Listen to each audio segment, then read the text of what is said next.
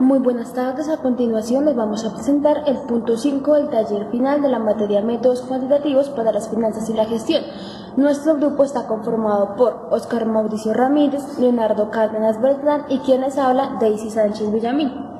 Entonces, bien, a continuación se va a explicar a través de un modelo de regresión lineal la variable de calificación de deuda de los países denominados el rating Moody. Moody es una agencia de calificación de riesgo. Las agencias de calificación de riesgo o agencias de rating realizan investigación financiera internacional y análisis de entidades comerciales y gubernamentales. Al igual que Fitch, Moody califica la solvencia de los prestatarios mediante una escala de calificaciones que valoran el riesgo de impacto del emisor, es decir, informan del riesgo que supone invertir en un producto financiero determinado.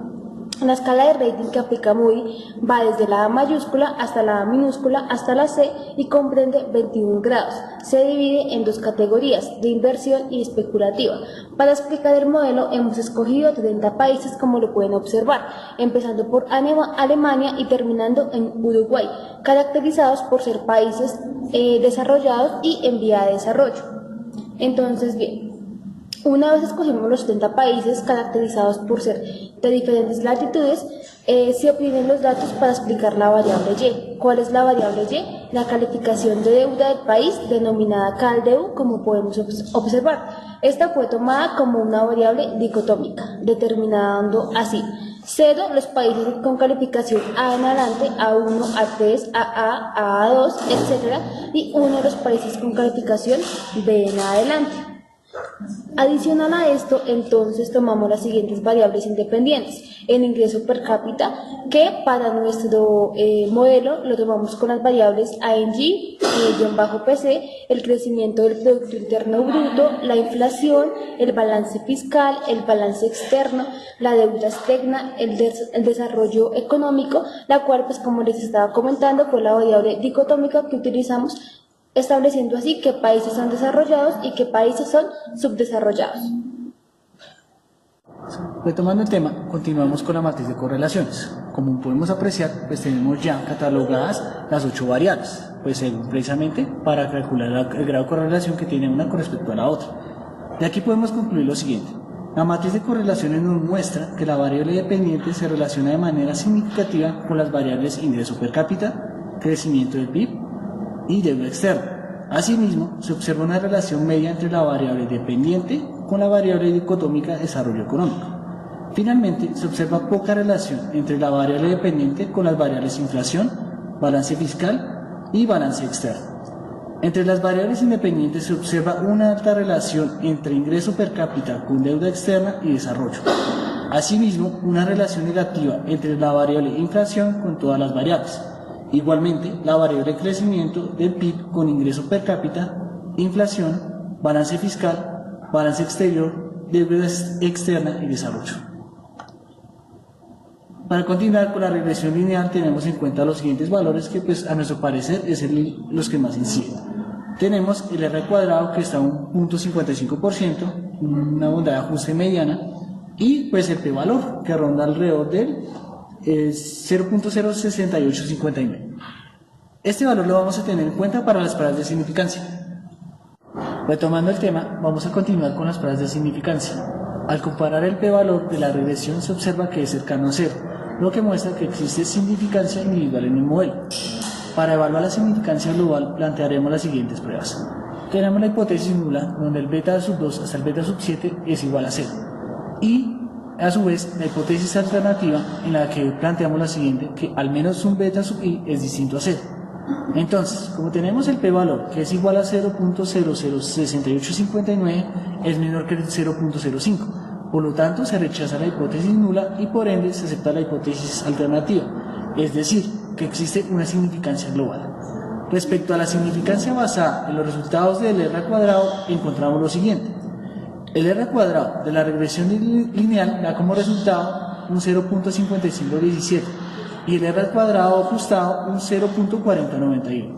Es decir, que la bondad de ajuste es media y el entendido que las 7 variables independientes explican en un porcentaje que oscila entre el 41 y el 55% las variables que determinan la calificación de la deuda del país, es decir, la variable CalDEU. Seguiremos con las pruebas de linealidad. De acuerdo a la prueba de datos atípicos, esta nos arroja que el dato 15 tiene el siguiente valor. El p-valor está por debajo del 0.05%. Y pues a continuación expondremos a qué incide este valor en la distancia de Cook. Con respecto a la gráfica de Cook, esta nos muestra los datos 11, 15, 17, 23 y 26 en la gráfica. Podemos ver que el dato 15, como anteriormente se estaba informando, es un dato altamente atípico. El círculo más grande de esta gráfica muestra que es el dato más atípico que nos está mostrando este modelo. Respecto a la gráfica de los datos de alto apalancamiento, estos se pueden identificar los que están casi sobre la línea punteada a color azul y uno que está por fuera de esa línea punteada.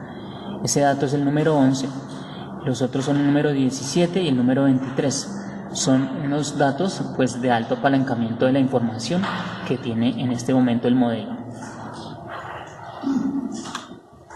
Respecto a lo que tiene que ver con multicolinealidad, la prueba de factor de inflación de varianza nos mostró que las variables independientes están en un valor entre menores a 5, excepto una de las variables que fue ingreso per cápita.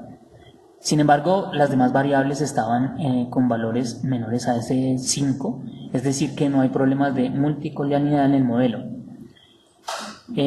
Se puede ver entonces en la parte inferior los valores que nos presenta el modelo respecto del factor inflación de varianza. Hablando de normalidad, para determinar si los residuales son normales o no normales, se plantea la hipótesis H sub 0, los errores se distribuyen normal, y H sub A, los errores no se distribuyen de forma normal. Al observar el p-valor, está en 0,024, es decir, que ese valor está en un rango entre 0 y 0.05. En ese sentido, podemos decir que hay problemas de normalidad en el modelo, es decir, que los residuales no se distribuyen de manera normal. En la siguiente gráfica se puede observar que hay algunos valores residuales que no están dentro de la línea de normalidad. Por eso podemos considerar que hay problemas de normalidad en cuanto a los errores del modelo. Hablando de heterocedasticidad, digamos que a pesar de que presentamos errores de normalidad, cuando hacemos las pruebas de heterocedasticidad, observamos que el p-valor se encuentra por encima del 0,05, que es el valor alfa. Esto nos muestra significativamente que no presenta problemas de heterocedasticidad el modelo. Con respecto a autocorrelación, realizamos la prueba de Durbin-Watson, la cual también nos muestra un p-valor de 0,474, es decir, que está por encima también del valor alfa, por lo que también podemos concluir que el problema no tiene problemas de autocorrelación. Para finalizar, podemos decir que en términos generales concluimos que el modelo finalmente es viable de manera global. Se encuentran algunos problemas de normalidad de los errores, sin embargo las pruebas de heterocedasticidad son aceptables. Como muestra este test final de globalidad, nos aceptan los supuestos y podemos concluir que en términos generales el modelo es viable para dar respuesta a es decir, que las variables X o variables independientes, en este sentido, nos dan respuesta a la variable Y. Como lo pudimos ver al principio, era la variable con respecto a la calificación riesgo país. Estas son las referencias bibliográficas de nuestra exposición.